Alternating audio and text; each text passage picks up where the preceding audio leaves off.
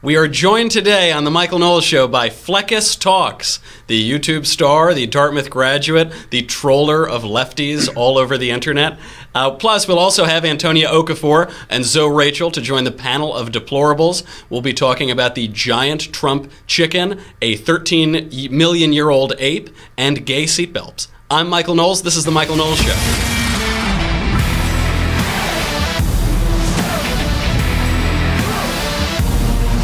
We've got our first in-studio guest ever, Fleccas Talks, Austin Fletcher. If you haven't seen this guy, he's put up like 3 videos on the internet, and he's just the biggest thing on YouTube. He's put up 24 videos. He's been on Tucker Carlson. He's been all over the place. Let's take a look. We have a little supercut.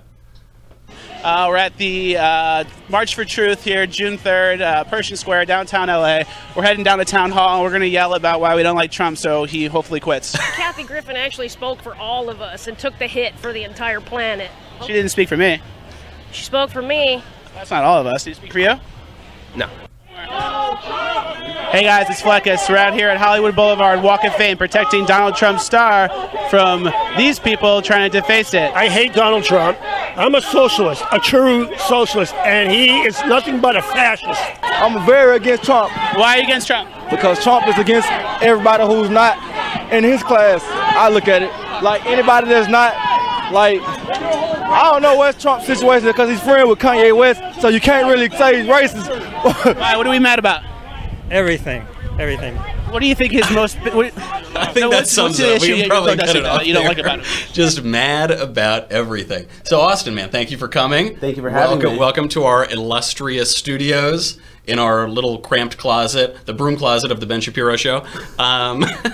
So the first question I have to ask, why are conservatives so much better at the internet? Why are we so much better at YouTube and trolling the left? It seems like we're outpacing them by miles. I agree, and you're absolutely right. We are better at the internet. I think it's kind of coming down to the cultural fight. I think the left and the right are fighting for the culture right now, and I think we're really doing a better job online. I mean, the left's kind of been controlling the mainstream media. They've been controlling like movies and films and TV, but we're kind of slowly taking it back, and the next frontier is the internet. So it kind of makes sense. You're right. There's this whole deck stacked against us. We're out here in Hollywood. You know, the Hollywood mainstream media are totally stacked against conservatives. We also found out Google and YouTube are stacked against conservatives. They've cut conservative revenue. They're going to start censoring the videos, apparently. Google is firing people for putting common sense into a memo. But we're still dominating on, like, is YouTube a conservative platform, or are we going to need to look for other places once they shut us down? I think at one point YouTube was a conservative platform, but right now we need to, I think, find a different platform because of the recent, you know, the ADL's doing the censorship of like certain YouTube profiles. So of extremists, of extremists, hate speech and extremists. Yeah, and like someone tagged me in one of the things on Twitter and was like, "Hey, you got to watch out, man. They're trying to, you know, stifle our voice." And I was like, "Don't tag me in this. I don't want to be part." I'm sure they're going to look at whoever they're talking to about it. Like, don't tag me in it. I think it's the Taliban beard. That's why they're not. It's not because of your conservative views. It's got to be the beard or something. I think it might be one of the problems. So you're from Dartmouth. You're clearly smart, conservative guy, and you're out here doing comedy. What is it about Dartmouth? Dartmouth produces all of these great conservatives. Dinesh D'Souza, Laura Ingraham, our buddy Josh Riddle and the Young Cons guys, so Peter Robinson, George Rutler, so on and so forth. What's in the water up there? I think it has a lot to do, I mean, on campus, especially lately, it's been very divisive when it comes to the left versus the right. And I think it's an extreme amount of leftist, like movements, leftist classes, the professors, everything is so left that it makes people that are going to head to the right head there sooner. So I think when you're up there and, you know, Cinco de Mayo, the party gets canceled because they were planning on serving tacos, and you're like, okay, wait a minute, that's kind of BS. And then it makes people wake up and have like their, you know, red pill moments, if you will, sooner. Were you always a conservative? I actually wasn't. I only became conservative in the last couple of years. In college, I mean, I didn't know how much I supported Obama because I didn't actually do anything political at all. But I thought Obama was a good president. I saw him give a speech and he cried, and I'm like, this guy cares for the people. You know, his whole thing was pushing change. When I was in college, I'm like, yeah, change. Like, that's what we need. But realistically, I didn't participate in politics. I barely scanned headlines. And it wasn't until, I mean, the campaigns this last year where I really woke up and saw what was going on. I saw how the left in the mainstream media is pandering to these people who don't actually know what's going on. And they just push this idea of, oh yeah, you're morally superior. If you're moral, you know, you'll support Hillary Clinton. And that was the red flag for me, because they're politicizing morality, which is completely inappropriate. And it's very divisive, but now it's a war. That's interesting, especially on the Dartmouth front. Being at Dartmouth, I guess, moved you more to the right. Do you find that there's Dartmouth always had the reputation of being the more conservative Ivy League school. Do you think that is true? Do you think the professors were targeting conservatives, as has happened at a lot of other schools? I think when I was there, I graduated in 2012. So I think when I first started in 2008, it was pretty okay. But then in the last 10 years or so, it's really heading in a direction where there's no more debate, there's no more dialogue. And I think, you know, Ben Shapiro made a great point. You know, he said 10 years ago, he used to go do speeches and he didn't have security. He'd just walk in, do his speech, either liked it or he hated him, and he walked out. Now they're shutting down the streets, they're destroying campuses, flipping over cars because people want to come talk. So the room for debate has gone away, and with that, I think the silent majority needs to be less silent. And I think we need to kind of take a stand and show that we're proud to be conservative, show our values are actually more in line with what a self-proclaimed college liberal would think. We're not as bad as, you know, the old Republicans they think we are. There has been a shift that I even noticed it. We graduated in the same year in 2012, and I noticed it from my freshman year to my senior year. Maybe it was because it was an election year. When we got there, Barack Obama had just won. Everybody was jumping for joy, and except for the 5 of us Republicans on campus were swigging vodka in one of the freshman dorms. That shift, it really did happen. It's really gotten mean. I went back up for my reunion.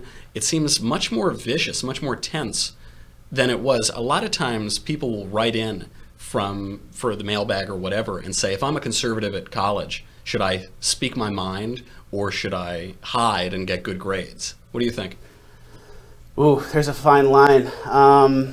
I think the answer used to be you kind of hide and get good grades because get the good grades, that's going to help and whatever.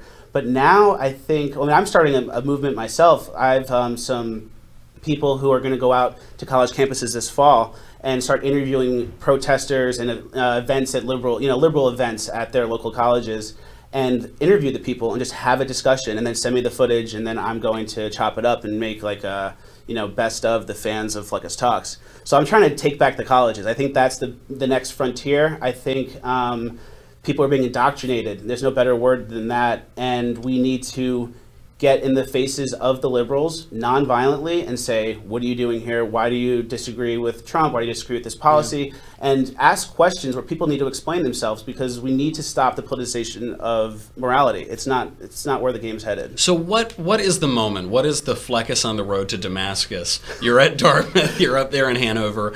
Is there some big event that happens? Is it just you're reading certain things, you're talking to certain people, or you're just getting progressively disgusted by the lefties? So it's a combination of, getting constantly disgusted by the left. All these social justice warriors and everything they're pushing is just so soft. Like, what happened to toughness and grit? That's what America was all about a few years ago. That's like when my grandparents came here, and they were tough. And my grandma came here and she worked in a factory and sewed dresses and took care of her family and saved all the money she could to help, her daughter, which is my mom. And then it keeps, those values need to be instilled, and they're not. And I think it's just like the universities have become the safe space, and it's too safe, it's too soft, and it's about time we take it back. This is a little bit of a tangential point, but you're also of Italian descent, as I am. Italians tend to trend Republican. Of immigrant groups, Italians tend to be quite Republican. My family on the Italian side is, because of that toughness, that I don't know how to put it, that je ne sais quoi. They tend to vote Republican, they're a little tougher. What is it about the Italian culture that does that? It's I think it's the toughness. It's just, for me at least, my mom came from a family where they came from nothing, and they came from Italy with a few dollars in their pocket. They got in a boat, they came here, dropped out of high school, and just worked. And she remembers the lessons she learned for her parents, and I think the Italians have, it's like a little toughness. They really appreciate toughness. They really appreciate grit and hard work and not making excuses. And that's where my wooden spoon microphone comes from. I have the wooden spoon Yeah, I was with the going to ask you mic. about that. So for those who haven't seen it, Austin's microphone is a wooden spoon with a tape recorder taped to it.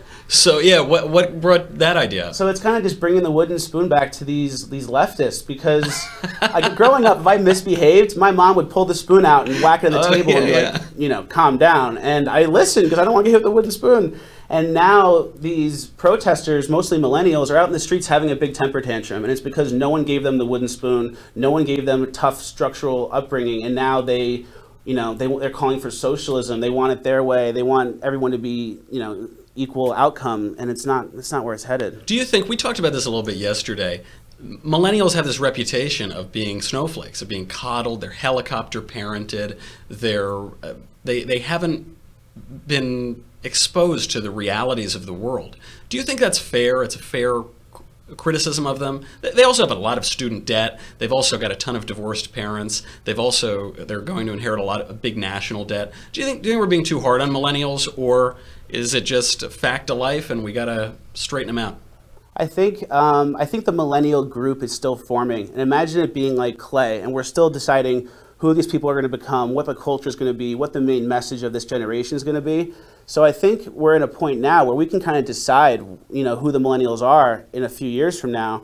Right now, they're coming across as a little soft, a little entitled. They're more educated than ever, but they're sitting in student loan debt with no job. A lot of them live at home, and they're trying to tell us how the country should run, how the government should be run, how the economy should be run. And it's kind of like, just because you're educated and you took a class about this doesn't mean that you should be in charge. Like, there's a system here, and it involves being tough. It involves failing and getting back up and going again, and that's what these people lack. So and they're very credentialed, but just because they took a class doesn't mean they're educated at all. I mean, education has decayed a lot. I don't know that these people, they might have higher SAT scores, but I don't know that they are more educated than a class from the 1940s or 50s. Oh, totally agree. But they're more entitled than ever, yeah. Which is a huge issue, because years back, not everyone went to college, So either, graduate high school, did you do good enough in high school and care about certain stuff? You go to college, cool, get a job. If you don't, get into the workforce. Now everyone goes to college. Everyone thinks, I go to college. $250,000 of debt. $250,000 of debt. And it's for what? To party for 4 years and drink a bunch of beer? I would pay $250,000. It is a lot of fun partying for 4 years. It was great.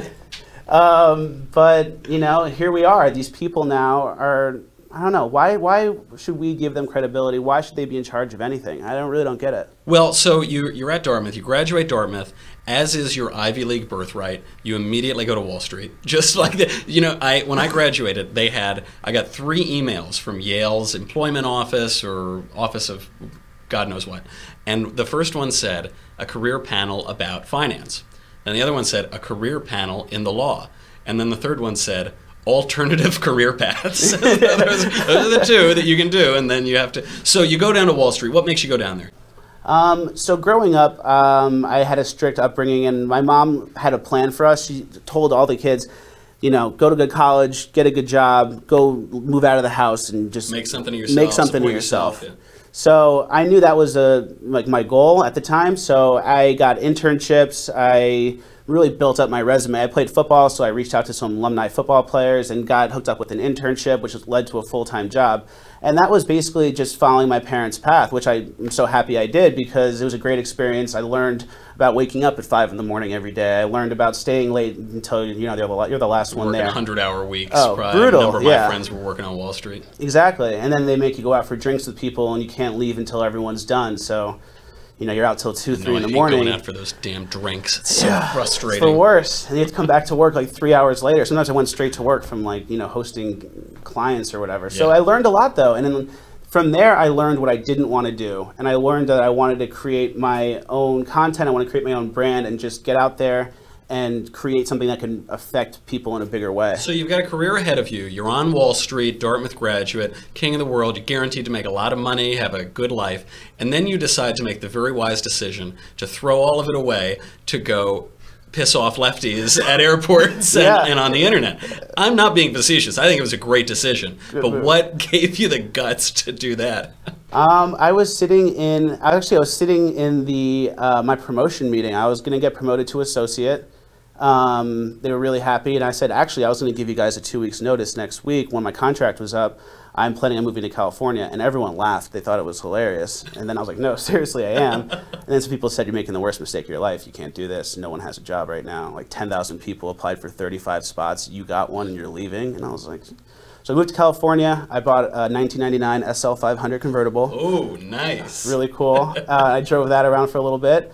And then after a couple of years of making comedy, before this I wasn't huge into politics until this past election, and I'm so happy I became passionate about it because it's my favorite thing in the world right now. It is amazing. You leave your Wall Street job to go do comedy in Hollywood, but not just to do comedy in Hollywood, to do comedy as a conservative in Hollywood. Yeah. These are really niche paths you're following here. But it's you don't look like a banker. You clearly. And this brings me to my other question: why are these people talking to you? Why do these guys at these protests allow you to humiliate them on video? Well, I think a lot of the conservative interviewers, like Jesse Waters and those types, they'll come at you with the suit and the microphone and the production crew, and they're hitting you with questions, and everyone kind of just clams up, and they do a lot of post-production sound effects, and they cut to a Jack Nicholson clip where he goes, "What are you talking about?" And then they're like, "All right, well, this guy got roasted." But I think that there's more to it. If we can actually hear these people out, then we can decide really if they make sense. So I sneak up on them, wearing clothes like they wear. This is just stuff I like to wear, but I have my spoon microphone. I look like an idiot. I have like this dumb fat face and a beard. So they just think I'm a nobody. I go up to them, "Hey, what are you doing here?" My questions are really easy. What are you doing here? Who did you vote for? What does your sign say? And they'll be like, "Oh, I'm here because Donald Trump's worse than Hitler and he's going to kill all the Jews." I'm just like, all right, keep going. Like that happened last video. That's what someone was saying. I was like, okay, cool. Very cool, very cool. And what else about this, this, and this? And they just open up to me for some reason. Well, you don't look like a smart conservative. And then you are a smart conservative and it catches them off guard. A lot of great politicians talk about this. They talk about playing dumber than their mark. Bill Clinton does it. George W. Bush does it. Do you think that is the way to engage lefties? You play you don't try to slam them. You don't. Yeah, I think 100%. I think that's what Trump does too. I agree. Because people look at Trump, and you look at Trump in either one or two ways. You either think he's a brilliant, mastermind savant, or you think, oh, he's some real estate idiot who's in charge of the country. I can't believe it. Who's just coincidentally succeeded in like 4 different industries and reached the top of all of them. Yeah. Exactly. And if you look at him like so if you're here and you look at him like he's dumb, he knows that, and he embraces that, kind of embraces his his Queens, New York, and he lets you think that, because now when you're looking at him down like this, he's really up here making moves, and he has your reaction to him planned for. He knows what you're going to think about all the stuff he does, and he's like a step ahead. It's the 4D chess they talk about. Right. So you're an adherent of the 4D chess. Oh, big. I don't think the guy's an idiot. I think it is really hard to imagine that a guy would succeed in television, real estate, casinos, and he has succeeded in all of them. He's had bad deals. He's had things go bankrupt. And then obviously politics. He comes in his first race ever. He beats 16 of the most prominent politicians in the country, and then takes out the Clintons. It's hard to imagine that guy's a dummy. Do you think conservatism is ascendant right now? Do you think in the age of Trump we're just winning, we're getting sick and tired of winning? Or do you think, some of the never Trump people say, really it's a Pyrrhic victory, we're losing the culture, we're becoming too much like the left? Do you think we're winning? Do you think we're losing? Is Trump a net positive or a net negative? I think right now it's net positive. The way I watch the news now, it's actually been working out. I watch the mainstream news, like CNN, for example, and I watch it backwards. So, I'll see the leaking of, Manafort's house got raided, a month ago, and that gets leaked. I see that as, okay, some big news is coming for the right, and that's their preemptive thing to kind of eat up the news cycle when it's happening. That's an interesting theory, and probably not far from the truth. I would not put it past them at all. I mean, the lies that have been published. New York Times just got caught in this big climate change report lie. Their whole report was inaccurate. CNN, one story after another. Washington Post, same thing. They've become activists. If ever they weren't activists against the Republican Party, wouldn't be surprised at all. I think we've got to try to. I've got to try your strategy. Yeah, it works. Yeah. So you're reaching out to these college kids. Do you think we're talking about post-millennials? Really, we're not talking about 28, 29-year-olds. We're talking about these kids who are in college now. if we were the Obama generation, do you think there's a chance that the dominant culture among these young people, not dominant, but the subversive and cool culture, is finally on the right? Are we finally seeing that, or are we kidding ourselves? Yeah, I absolutely believe that. And I think the strongest movements are kind of like these cult followings and these like, very niche, specific, and that's right what we're falling into here. I think the younger generations, Generation Z, right? Yeah. They're more conservative than ever, and they don't like getting their news from TV. They like to go online, they like to research, they like the Reddits and 4chan and all that kind of stuff. So it's like these people aren't going to just take what's fed to them and say, oh, like that's what I believe, oh, Obama's great, Trump's bad. They desire the truth, and the ways of the old Republicans where it's kind of in your face, America, guns, all these things, that's getting adjusted, and the parties are rebranding. The Democrats aren't doing a good job of it. They keep pushing Nancy Pelosi and Chuck Schumer. Hillary Clinton. It's like so bad. But the right is rebranding, and the new young conservative movement is going to take pride in knowing the facts. They love knowing the facts because then they can go debate anybody and say it pretty much however they want if they're based in truth. And they're slowly fighting back and taking back the culture, and I think we're coming into a really cool nonviolent war here. That's going to be exciting. And they're fighting this sentimental PC hogwash that we've been imbued with for decade upon decade. It is an exciting time. Almost as exciting as bringing on the panel of deplorables. We've got, we're very lucky today. We've got Zoe Rachel and Antonia Okafor, and Fleccas is going to stick around. So, we've got all of these internet-y people here. I've got to ask, all of us in our political lives, every person here is sort of a product of the internet. That was our entrance into politics. So Zoe, is it because the internet as a whole leans right, or is it because everything else leans left, or some combination? Well, the conversation is about, I got the email for conservative culture, and I was like, conservative internet culture, we got one? Really? And no, but in terms of it leaning right or leaning left, it's a foundation of leftism that the right is using and trying to use it. Now, if I can, let me just kind of do this from the lens of my own experience, because I don't want to make this about me and make it sound self-absorbed. But as I'm examining it, I know that it's a leftist foundation, because when it comes to people like me, they don't want people to see people like me at all. That's right. Because my work isn't I'm not trying to make leftists angry. I usually make them laugh, and the leftists can't have that. You make me laugh at leftists. I'm getting confused in I'm sorry. Their worldview is absurd, and it's easy to make jokes out of. So, but the thing is what they'll do is that they'll try to mask my work to make it look uninteresting. They don't even send trolls after me anymore, because trolls equals views. They don't want my views to go up. And sometimes when the trolls come, they end up reconsidering what it is that they thought. So they can't have that either.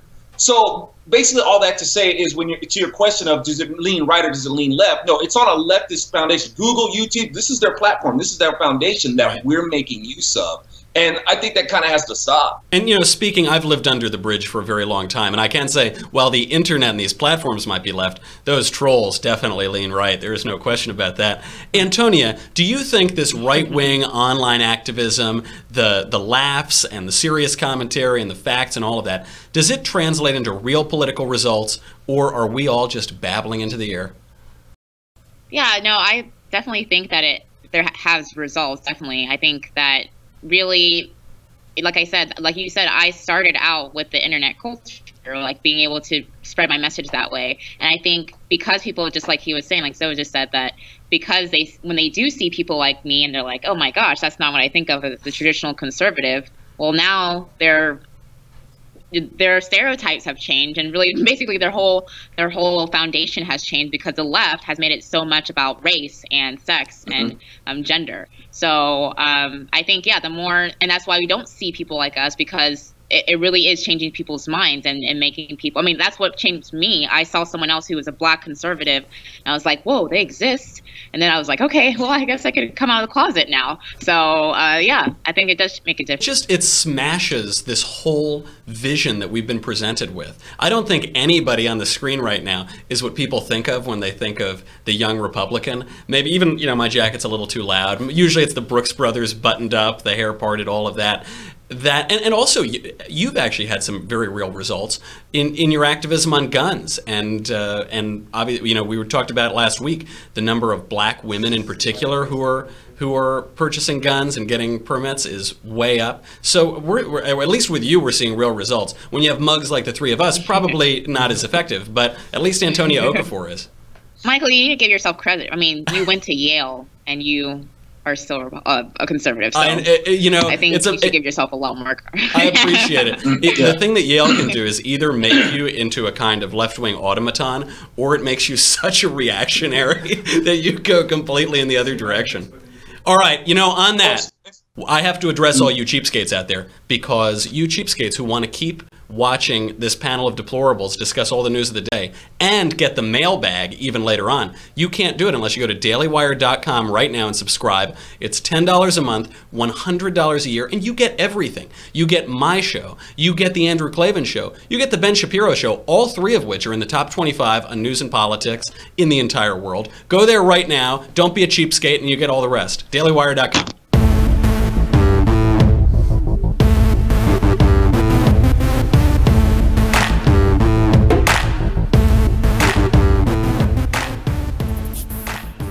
Forget about all of this internet news, this culture, this politics. We need to talk about the really important issues.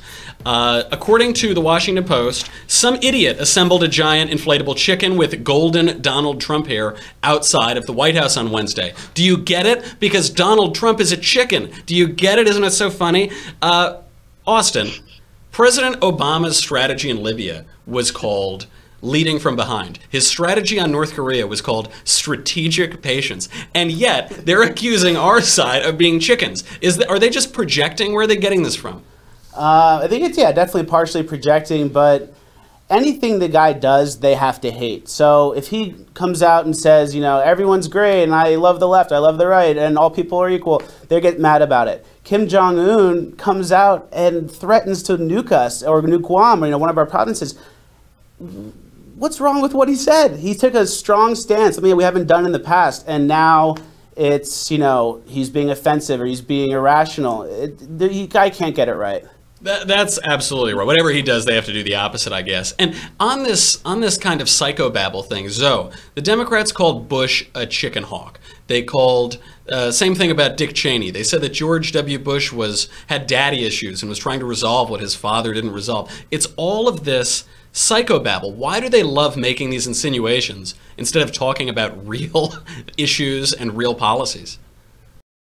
Well, if we're going to use the term psychobabble, let's toss in the word projection, because that's what they're doing. They're projecting their own disposition onto somebody else. And if they want to call Donald Trump a chicken, man, have you guys seen that viral video, man, where it has this cat like batting this little mouse around, right? And I imagine this cat. Have you seen it? You know what I'm talking about? I do. Yeah. This cat that's batting this mouse around, just playing with it, and this chicken comes out of nowhere, man, and snatches up this mouse and just starts bashing it on the floor, man, and just runs off with this mouse. Now, if you're going to call Donald Trump a chicken, that's what it's like. Because it's like Hillary's the cat, like batting around CNN, saying, you guys are going to do my bidding, right? I'm going to be the next president, right? I'm going to be the next president. And then Donald Trump, the chicken, just comes and says, nope, mine. I'm running off with it, just bashes CNN around because I'm president. Marshall, we need to make a note. You need to animate that immediately. We need to get that. That is exactly the right image. Right away, Michael.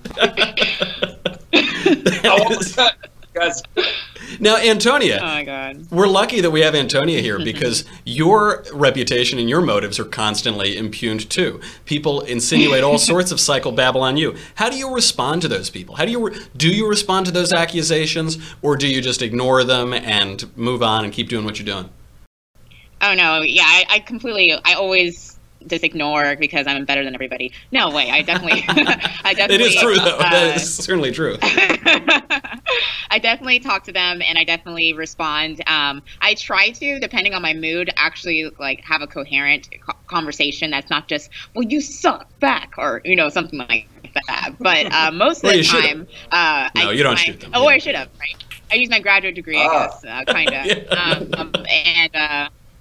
No, I don't. It's really just student loan money that I'm going to have to pay back later. But really, when I do come down to it, I tell them, especially like when it comes to the race issue, they'll be like, oh, you're a token. Oh, you're an I mean, I'm doing stuff with the NRA. Like, oh, they're just using you. You know, basically they're telling me that because I'm a Black person, another Black person is telling me as a Black person that because I am a Black person, that's the only like credibility that I have in order to succeed. And then yet they're like, oh, well, you know what? We really need like affirmative action and we need all these different things, because I just don't understand this culture that does not think that Black people are able to actually have thoughts outside of being controlled by somebody. Like, that's right. You only have brains. You only have brains if you parrot what everybody else is saying. But if you think for yourself, then you're totally brain dead. You're a puppet. You're being used. And of course, makes total sense. If you think for yourself and it's not liberal. Exactly. And now you need to learn to think for yourself, and that means thinking just like me. Yeah, exactly. I gotta say, Fleccas, that beard man is Nebuchadnezzar. Thank you.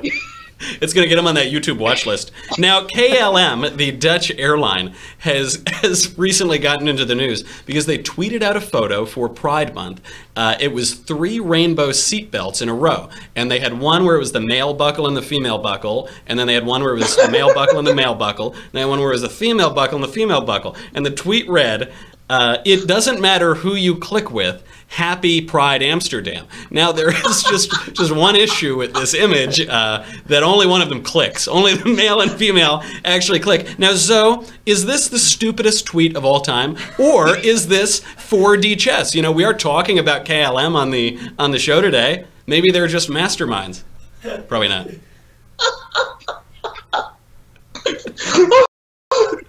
Man, the law of nature itself dictates that you can't connect poles to poles and holes to holes, man. You know, it's like, that's not the... I'm gonna have to edit that out. Thank you, Zoe. That is about as accurate an analysis as I've heard of this.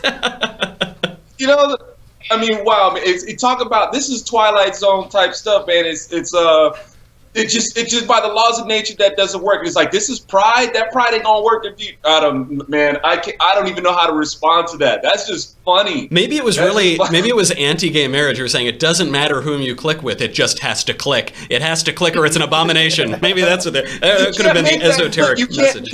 You can't naturally make that click, man. It's like, what you gonna hold that together with? Duct tape? That doesn't work, man. Doesn't matter who you click with, and if it doesn't click, roll it up in duct tape. Antonia, why is an airline tweeting about sex? Why do I care? I've flown KLM, it's fine. Why do we care what KLM thinks about homosexuality or Pride Month or whatever?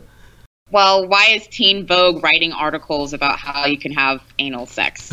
I mean... I canceled my subscription, so I haven't read the article. Well, I mean, so I'm telling you, it was this day and age that anything goes, apparently. I mean, yeah, but the funny thing, too, is that at first I was like, oh, man, that social media intern is totally, like, not getting any full credit. Yeah. I just can't. But then I was like, but then they had the picture with it. If it was just the text, it would have been like a social media intern. But then they actually put thought into it, had a picture, you know, displayed it, and made it a campaign. That's right. They probably had a meeting about this. They probably had several meetings about this, yeah.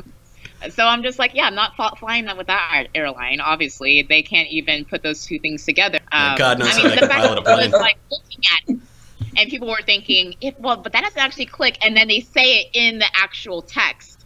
That's when you're just. I wonder what the safety demonstration looks like. Excuse me, no, I'll show you how it works. Now, Austin, you make leftists say stupid things on video, but KLM is showing us that leftists will just say stupid things themselves, completely unprovoked. Is there a place for us in this world, or have they transcended parody?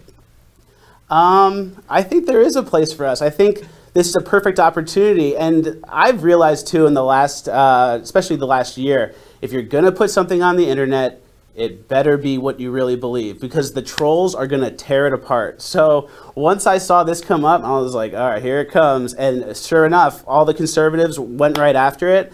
And I'm sure KLM will be out with like a, an amendment to it. They'll come out with some sort of like retraction down the road. They'll have to, because anything you put out right now, if it doesn't line up with certain groups, we'll play their own game at it, and the trolls will tear it up. Absolutely. Now, another important story. there has been a discovery of a 13 million year old ape skull that shows what human ancestors may have looked like. Question goes to you, Austin. Why was it necessary for God to put this fake skull on Earth to test our faith? Why did he have to do that? Yeah, it's a great question. It's just a perfect opportunity to continue to be faithful, though. We have to ignore this. We have to ignore science, selectively, of course. Of course. And we have to kind of, decide what we believe and what we don't believe. I don't believe it. Well, now you sound like the left, because we need some science, but we need to selectively ignore science. The same people who tell us that men are really women if they say they're women, but not if they don't say they're women, they accuse us, conservatives, of denying science. Antonia, do you think there is a conflict between faith and science? Well, first of all, I remember specifically that Zoe said that he was going to identify as a woman, so there would be half an equal representation of genders in this panel. But fine, Absolutely. I'll just have to tweet about it later. I know he's denying science denial. It's getting very confusing. I'm really sick of it. Actually, I'm definitely sick of it. Yeah. So, so faith and science. I mean, for me, I'm a woman of faith, and I definitely believe that. I think all of the stuff that's happening is really just is just backing up our faith. I'm a Christian, so I still believe, though, that God has had a plan for people, and this is part of His plan. And science is just uncovering what He already has. It's giving evidence for intelligent design. Together. Right, yeah. Absolutely. A lot of people, they'll say, well, do you believe in Genesis or do you believe in the Big Bang?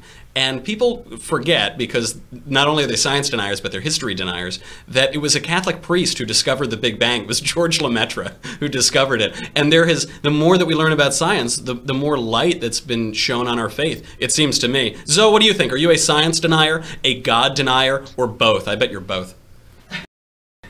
Oh man, I'm a denier of neither. And I'll tell you what, man.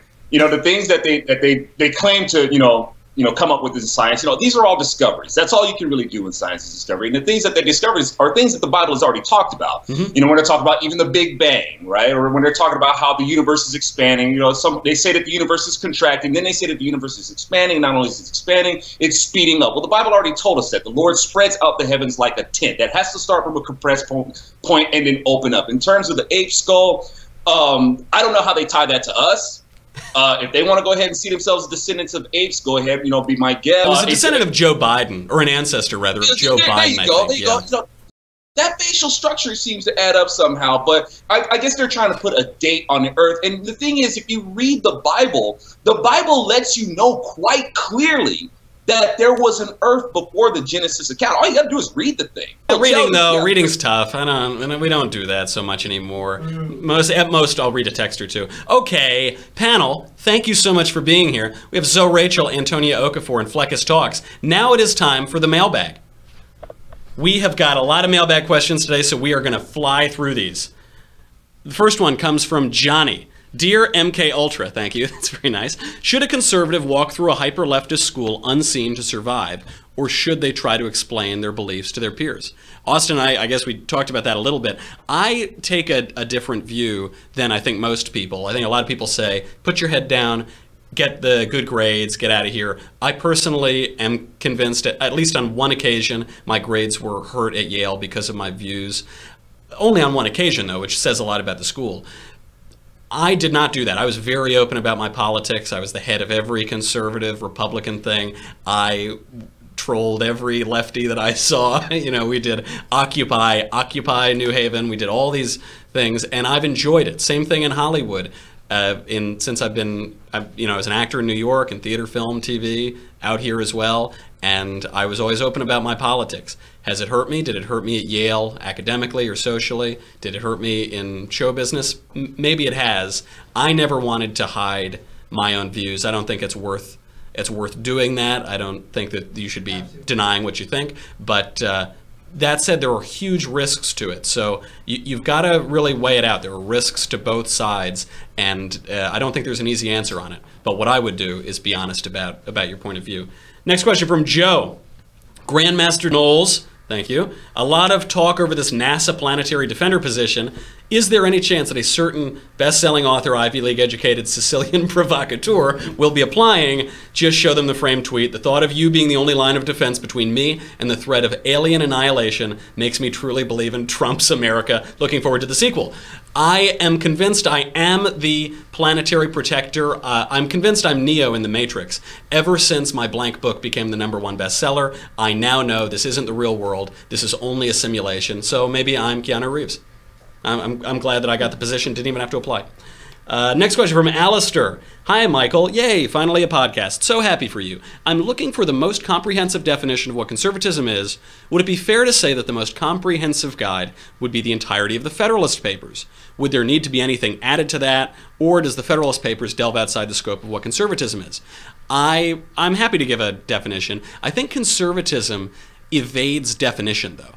In my view, it would be three things: ordered liberty, human dignity, and a skepticism of ideology. So I love the Federalist. Everyone should read the Federalist cover to cover. If you're in this country, you should have read the Federalist. There are also other people to read: Edmund Burke, Russell Kirk, Conscience of a Conservative, Bill Buckley, all of those great writers who contributed, Tocqueville. Also, I think people ought to read, Michael Oakeshott gave a definition of ideology in the essay Rationalism and Politics. It was so influential to my political view that I memorized it. He defines ideology as the formalized abridgment of the supposed substratum of rational truth contained in the tradition. And that's why the rationalists always get a bunch of cockamamie ideas and ignore reality in front of them. A lot of times college professors seem to be saying, who cares if it works in practice? Does it work in theory? And so I recommend reading those guys and always having a healthy skepticism of ideology, of checklists, of political tests one way or the other, and taking it as a whole. Institutions, the institutions of the West, and the ideas that have guided them and that have come out of them. Next question from Silas. This is a much more serious question than that. Dear Mr. Knowledge, I meant Knowles. Well, it's the same thing, I guess. I think you're right. Hail to you, Sir Trolls-a-Lot. Right-hand man to Commandant Clavin, beater of Shapiro in a game of chance. Both true. I will ask you one more time. Can you confirm or deny that Andrew Clavin, the master of the multiverse and slayer of PC dragons, is an extraterrestrial shapeshifter? Silas, come on, man. Can I confirm or deny that fish swim or that birds fly? Use your mind. Open your eyes, man. Wake up, sheeple. Next question comes from Rosemary. 1, please distinguish Sicilian from Italian. Yes, it matters. About 7 shades of color is the difference. And the second question is, please expand on your reversion to Christianity. I'm happy to do that. We talked a little bit about this last week. I was an atheist, agnostic, practical atheist from 13 to 20, 21, 22. And one thing that was strange is everyone at Yale was an atheist, but the smartest people at Yale were Christian, particularly Catholic or Eastern Orthodox in my experience. And so I started to contemplate the arguments for God. I think a lot of people come to religion and Christianity in particular because of a religious experience, a numinous experience of some sort, ineffable. It wasn't that way for me primarily. That came later. I considered the arguments for God. There were about a dozen good ones, and I was just convinced. I thought the arguments for God were better than the arguments against God, in particular, the ontological argument, which was formed by St. Anselm of Canterbury and then later reformulated by Leibniz and Gödel. And the one that got me was the modal ontological argument, which was put forth by Alvin Plantinga, a Calvinist out of Notre Dame. The argument, I'm not doing it justice, but the simple argument is this. God is the maximally great being. That's the definition of God. He has all the great-making characteristics, none of the corrupting characteristics. It is better to exist than not to exist. Therefore, God must exist. It's much more elegant when you read it, but that's the gist of the argument. It convinces no one, but it did convince me, and I think C.S. Lewis, too. I think it convinced him. And after that, the ineffable experiences come, particularly coincidences. The Christian view of the world is semiotic. It's very symbolic.